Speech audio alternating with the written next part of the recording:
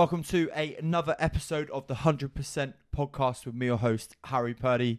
Today, we are joined by no guest. You are stuck with me for this one. Today, I'm doing a 50-kilometer ultra marathon review. So sit yourselves in, strap yourselves tight, and I'll give you a full run through of what happened this last weekend at the Ham Hill to Lyme Regis 50k. And what a day it was, what an event it was. Definitely something that I will look to do in the future, and just all round an amazing achievement and a huge sense of pride coming away from that event. So what we're going to talk about, the pre-race plan, what I had to do to preload with carbs, the support that I had, any issues I had around the course itself, the things I found tricky, the things that maybe caused me a bit of challenge on the day, and then any lessons that I can take from it and pass on to you, the listeners and watchers of this podcast episode today. So without further ado, we'll get straight into the episode. And by the way, I just want to chuck out there as well that this is episode 196 of the what was the Grassroots Guy podcast, which has evolved into the 100% podcast. And I can't believe that in a month's time, I'll be the owner and host of a 200 episode podcast. I really can't believe that this come around. Well, not in a weird way, it feels quick, but obviously it hasn't been. There's been a lot of back work in that. But anyway, that's aside from the conversation today. We're going into the ultra review. So with a little bit, it wasn't my first rodeo, so to speak, when it comes to endurance events. I've done the London Marathon. I've done the Goggins Challenge. I've done the 54k ultra marathon on the Jurassic Coast. I know how to train for them. I know how to prepare for them, sort of. And this was about, could I go a little better than the last time I ran a full-on non-stop ultra marathon around about the 50-kilometer distance? And could I prepare myself better? Could I get through it better? Would the experience I had in the past enable me to handle this situation, this race a little better? And I guess the answer was yeah. With the help of my coach, Aaron, and a little bit of pre-knowledge around what my body would need in terms of nutrition, the day before the race was a 1,000 calorie surplus in terms of getting carbs into my body. It was actually more difficult than I thought it would be. When you're trying to get a really good source of food in your body, obviously the better the food, the more quantity it has normally, right? So we're talking like fruit and veg and things like oats. When made into like a porridge, it makes quite a substantial meal, and that's what I kind of bulked up on in the morning. And having 100 grams of oats with 100 grams of fruit and chocolate, cutting a long story short, dark chocolate and protein powder, I thought, wow, this was going to be a tough task to get those calories in on the day, but we got them in nevertheless. And I topped off around the 3,600 calorie mark before even going in, and I would say 2,400, 2,500 of those calories on the day were carbohydrates. So it was like a carbs on carbs kind of day. And of course, anybody that's listened to my races in the past and heard my stories from the races in the past will know that I'm prone to getting cramp during these long distance events. And to counteract the chances and to make sure that experience, if it was to happen, wouldn't be as bad this time around, I preloaded the day before as well with a 1,500 milligram tablet from Precision Hydration, which enabled me to get the sodium that I needed in my body before the race even started. On the morning as well, although I'd eaten plenty the day before, 4 bits of sourdough and another 1,500 milligram tablet of salt to get me started in the day was eaten and drank, and then of course head to the start line. And I actually didn't expect to see the amount of people that there was there. There was so many people there at Ham Hill to start the event. I was like gobsmacked, really. I thought it was kind of I knew, and no disrespect to Albion running at all, it's known to be done on a shoestring, if you like, in comparison. If you were to compare the first ultra I'd done with Maverick and compare it to Albion running, the distance in size of the organisations running the events is huge. And even the Maverick Terex one, it was run with Adidas. So in terms of the comparison, there is no real comparison. But I was really surprised to see the amount of people that were there. Another little side tangent would be that I love the feel of an ultra, although I've only done 2 actual events and the Goggins Challenge, because road running, there is that sense of competitiveness, which I enjoy. Personally, I do enjoy. But to take that away and literally make it, what made it for me was about a UVU situation on the day, was really nice. And I know that's similar to road running, but when there's road running and you know the people behind you are running a little bit faster and you know the people in front of you, like trying to stay in front of you, it kind of gives you that little bit of competitiveness. But I feel like that goes out of the way when the distance goes up. There's an almost mutual respect between everybody that's there. Yeah, there are some people that are going to bang 50 kilometers out in 4.5 hours, maybe even less than that. And then there's also the people that are just there as a charity event, or they just want to get themselves fully out of their comfort zone. They got no idea what's in store for them on the day, and they just want to get to the finish line. And I think that's incredible as well. But like I said, there's just this all-round sense of, you know what, this is going to be hard, but we're going to try and have as much fun as a sense of a running crowd as possible on the day. And definitely I experienced that with the Ham Hill to Lyme 50k. Support all the way around, from people that I knew to even people that I didn't know, was really cool.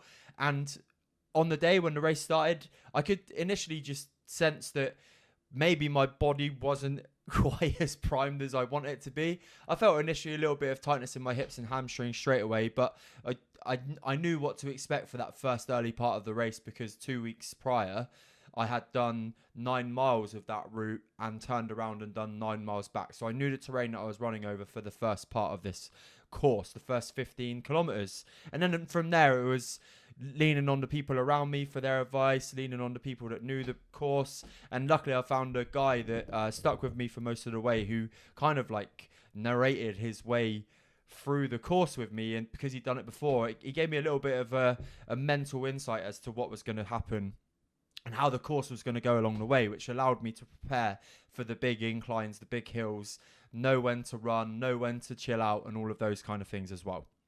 And his jelly babies were really handy too. But when it comes to it, I got to the first checkpoint and I was looking pretty good. The feedback from my support team, which was my mum, her partner, and my partner, were really good. You're looking fresh. And of course, it's always easy to say that somebody's looking fresh when they know they've got another... what would it have been? I think the first checkpoint was 9 miles in. So from there, you know that you've got another 22 to go. So it kind of puts it into perspective, the distance that you're running. And I think that first checkpoint's always a nice one to get through. You know that you have an opportunity to carb load there. You know you've got an opportunity to chuck some fuel in the system. And then, of course, you're just chewing it off mile by mile and then checkpoint by checkpoint. The second checkpoint between the first checkpoint and the second checkpoint, I have to admit, I didn't enjoy that much. There was a big difference between I say a big difference. I undercooked the amount of, talking through my race kit, I had a 500ml hydration bottle, like a squidgy one, and then 2 400ml bottles on my belt. And essentially at one of the checkpoints, I forgot to switch the squidgy bottle with a replacement one. So I left myself 500ml short of hydration fluid, of course it's fluid, but you know what I'm saying, of fluid from one checkpoint to another. And I got through in the hottest part of the day, the 800ml of sodium water that I had on me pretty quickly. And on the check sheet, on the list, it said that the next point was at 23 miles. I may be getting this back to front, actually. It may have been the third checkpoint I'm getting confused with here. The second checkpoint went along quite nicely. The second one was big hill, and I drank through all of the water that I had. But it said that it was at 23 miles, but the checkpoint didn't actually come around until 24.5 miles, which left me... I was frustrated with that, because you kind of set yourself up mentally. You're like, right, I have fucked up here, but I know that all I've got to do is get through a couple more miles and I'm at this checkpoint. And then 23 miles rolls around and the checkpoint's nowhere near in sight. You speak to like a marshal at a certain point on the course and like, oh, it's just a mile over the hill and in that direction. You're like, brilliant. And you have to deal with that. But of course, when you're tired, you know that you're eating into your stores that you need to remain as fresh as possible throughout the day. It's hard not to get frustrated. I should have been more frustrated with myself, but I was frustrated that it had been sent out. The plan had been sent out wrong in terms of the event, but that's okay. We dealt with that. I got to the next station. I had a little moan. I was like, that was fucking shit. There was an absolutely honking incline.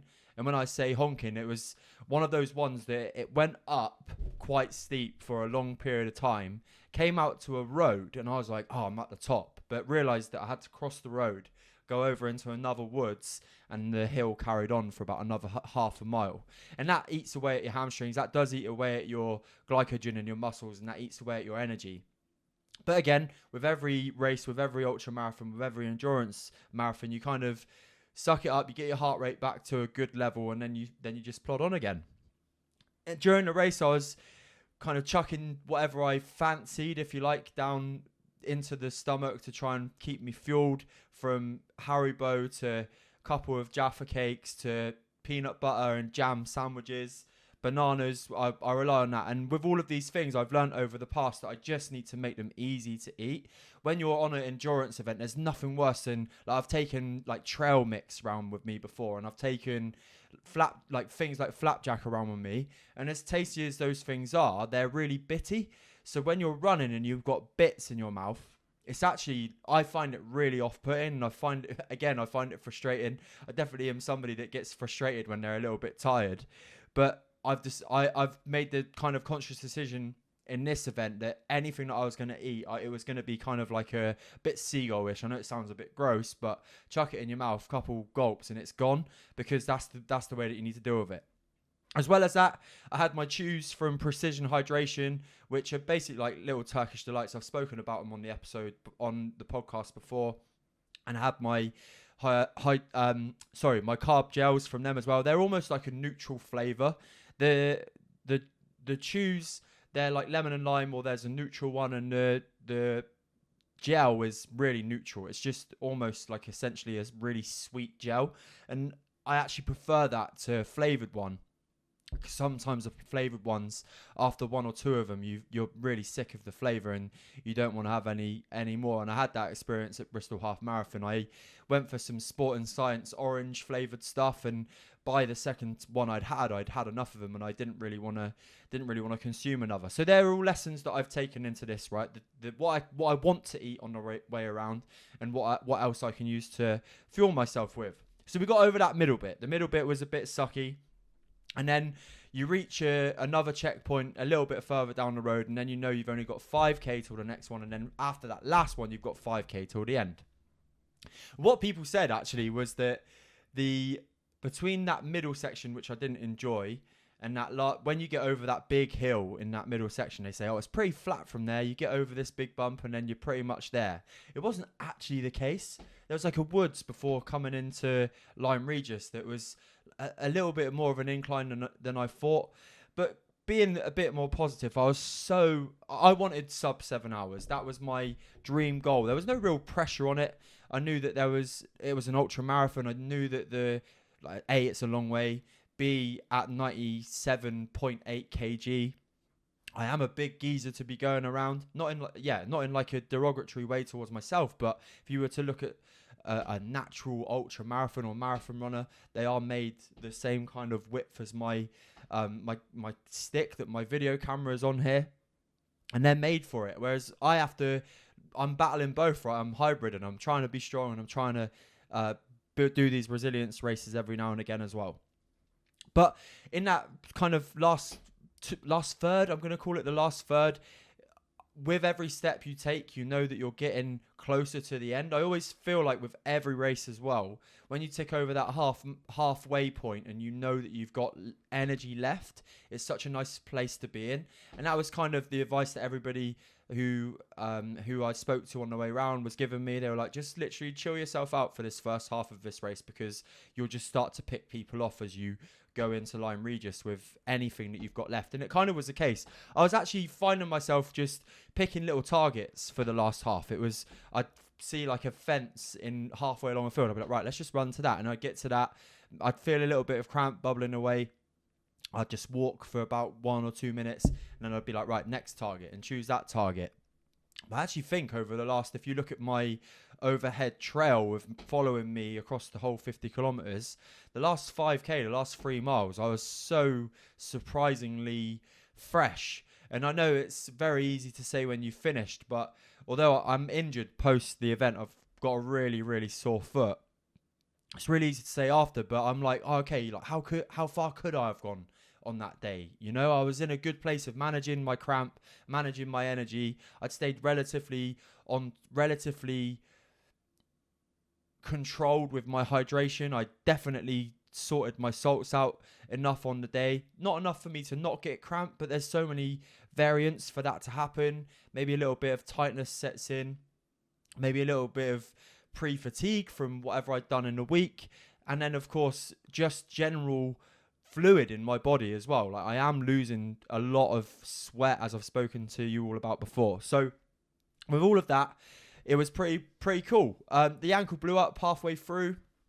I kind of handled that pretty well. Got a couple of paracetamol on board. And by the time that you're nearly a marathon into a race, there's kind of no way. Well, for me, there was no way that I was going to call it quits there. It was about carrying on, managing the situation that I had, and I got through. And actually, throughout the rest of the race, going through that little bit of pain around that 3/4 point, I'd overcome that. I was more worried about my cramp than the actual injury I had. The support team I had were incredible. Like I said, my mum, my girlfriend, and my mum's husband, absolutely amazing. Everything that I could ever need, from cupcakes to sandwiches to sweets to mini rolls to bananas to fruit to full fat Coke. The only day in a year you'll see me drinking full fat Coke is on a ultra marathon day. And just the way that they understood that it was about coming into that station, getting what I needed, and then setting off. Because again, another lesson I learned from the ultra marathon in 2023, the 54-kilometer one on the Jurassic Coast, I probably dabbled too much at the stations where I should have just got what I fucking needed, walked whilst I ate, and then carried on my race, because you can seize up quite quickly, especially over that distance. One of the little funny bits of the day was it was quite close to the end, within the last 10k, and there was a turnstile, and my hamstrings had definitely got tight and definitely got crampy by this point. I got my stronger leg, which was my right leg on the day. The left one seemed to be the one that was like bubbling away with cramp in my hamstring. Put my right leg up, went to swing my left leg over, and as my left leg was in the air, midway in the air, it cramped up, and you can just imagine me with my leg on the turnstile, on the kissing gate, whatever you want to call it, literally stretching my hamstring out whilst I'm trying to climb over this. And as ultra marathons and as crowds in ultra marathons do, some lovely woman, I'd love to know your name to thank you, but she chucked me 2 little salt sticks to just chuck in as well, and that definitely aided my finish, because I felt way more comfortable than I thought I would do along the way. In terms of the other things that maybe you want to think about with this specific ultra, on the event information sheet, it does say that there will be help to support you cross the A38, which is, at this time of year, from Somerset, Dorset down to Devon, such a busy road. And it said that there would be support there for you, and there wasn't.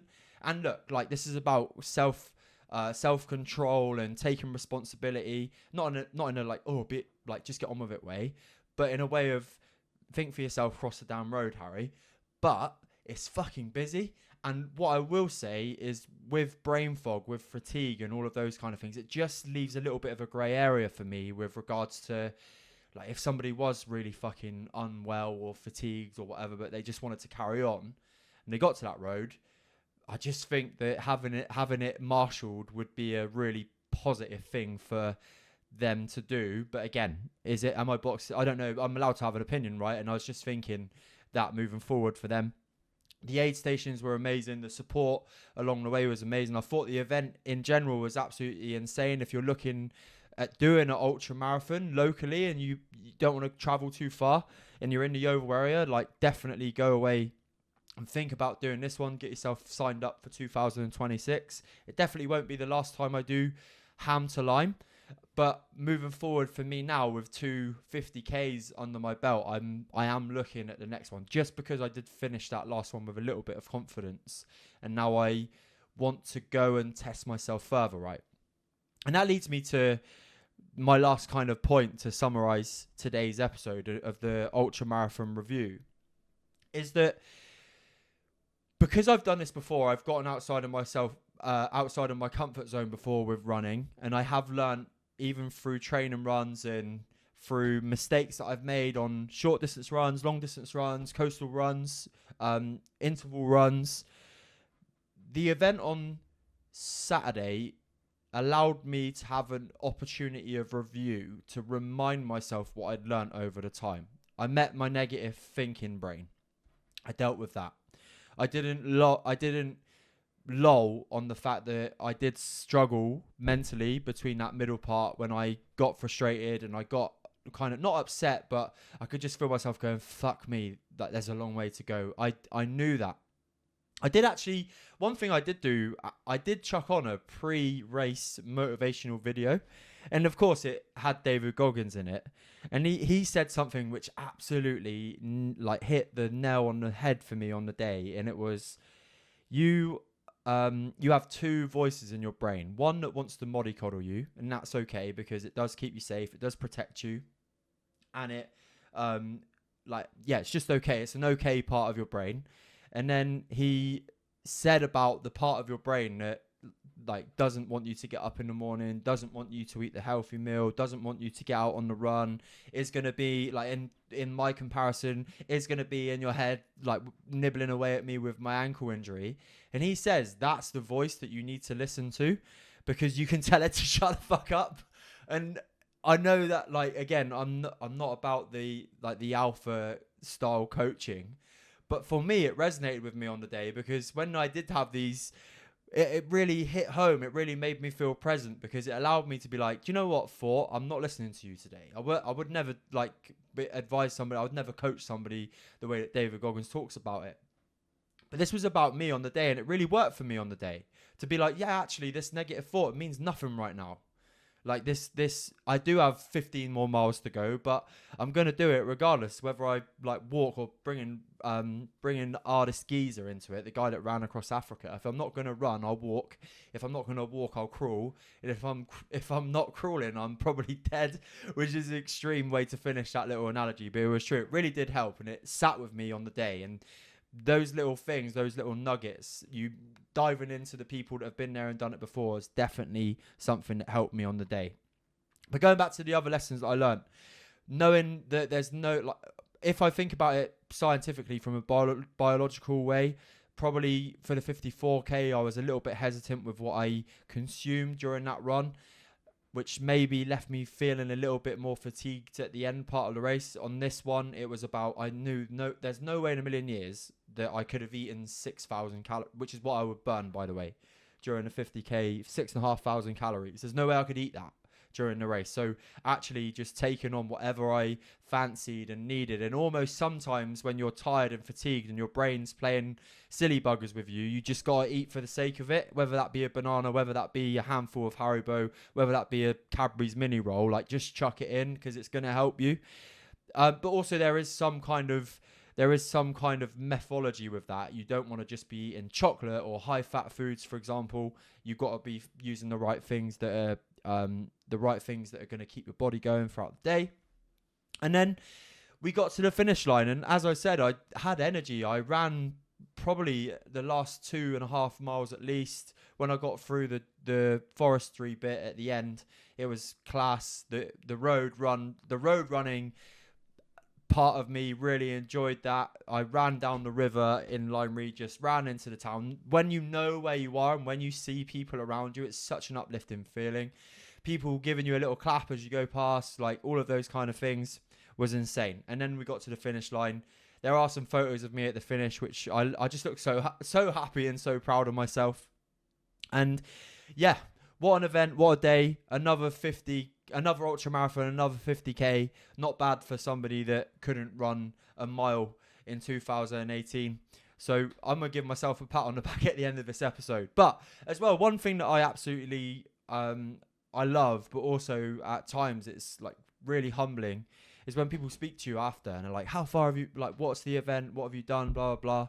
And the kind of awe that you give people. I didn't run this thing fast, by the way. Like, I did it in sub 7 hours, and I'm really delighted with that. But the awe and the inspiration that you give people is unbelievable. It's such a lovely thing to be able to offer other people, is maybe a bit of insight with the podcast, maybe a bit of inspiration, maybe a bit of belief that you can go and do it too, which is similar to inspiration, but belief is different, right? And motivation maybe. But remember that all of those things, my last little point for today's episode, my last little point is, with all of those things, they're always fleeting. Inspiration is fleeting, just like any other emotion. Motivation is fleeting, just like any other emotion. Having belief in yourself is fleeting unless you give yourself some evidence that you can do the thing that you have belief in yourself to do, right?